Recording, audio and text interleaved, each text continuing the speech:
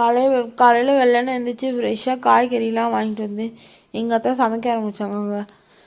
தக்காளி சோறு, காலிஃப்ளவரு, முட்டை வச்சாங்க. அப்போ சொன்னாங்க, அவங்க அவங்க வேலைக்கு போகிறதுனால சமைச்சி வச்சுருக்கேன், சாப்பிட்ருங்க அப்படின்னு சொன்னாங்க.